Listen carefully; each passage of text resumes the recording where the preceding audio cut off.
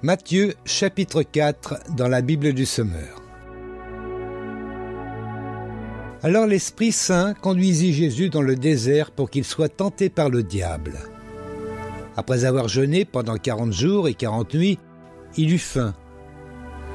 Le tentateur s'approcha et lui dit : « Si tu es le Fils de Dieu, ordonne que ces pierres se changent en pain. » Mais Jésus répondit : « Il est écrit, l'homme n'a pas seulement besoin de pain pour vivre, mais aussi de toute parole que Dieu prononce. »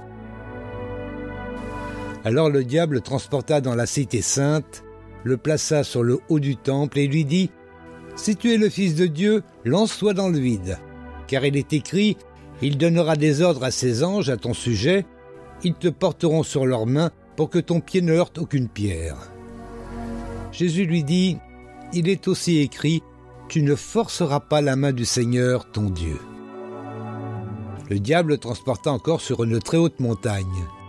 Là, il lui montra tous les royaumes du monde et leur magnificence.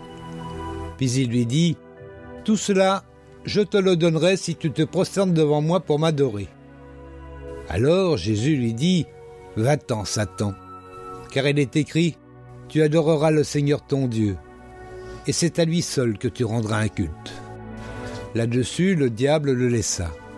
Et voici que les anges vinrent et se mirent à le servir. Quand Jésus apprit que Jean avait été emprisonné, il regagna la Galilée, mais il ne resta pas à Nazareth. Il alla s'établir à Capernaum, une ville située au bord du lac, aux confins des territoires de Zabulon et de Nephtali.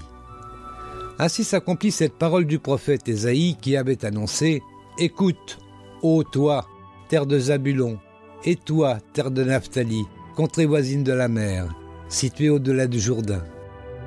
Ô toi, Galilée des nations païennes, le peuple qui vivait dans les ténèbres a vu briller une grande lumière, et sur ceux qui habitaient dans le pays, sur lesquels planait l'ombre de la mort, une lumière s'est levée. » À partir de ce moment, Jésus commença à prêcher en public en disant : « Changez, car le règne des cieux est proche. » Un jour qu'il marchait au bord du lac de Galilée, il vit deux frères, Simon, qu'on appelle aussi Pierre, et André son frère, qui lançaient un filet dans le lac, car ils étaient pêcheurs. Il leur dit : « Suivez-moi, et je ferai de vous des pêcheurs d'hommes. » Ils abandonnèrent aussitôt leur filet et le suivirent. Poursuivant son chemin, il vit deux autres frères, Jacques, fils de Zébédée, et Jean, son frère. Ils étaient dans leur barque avec Zébédée, leur père, et ils réparaient leur filet. Il les appela, et aussitôt il laissa leur barque, quittèrent leur père et le suivirent. Jésus faisait le tour de toute la Galilée. Il enseignait dans les synagogues, proclamait la bonne nouvelle du règne des cieux et guérissait ceux qu'il rencontrait de toutes leurs maladies et de toutes leurs infirmités.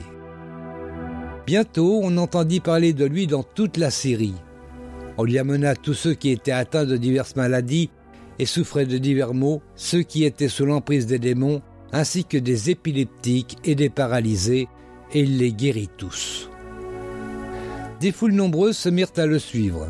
Elles étaient venues de la Galilée, de la région des 10 villes, de Jérusalem, de la Judée et du territoire transjordanien.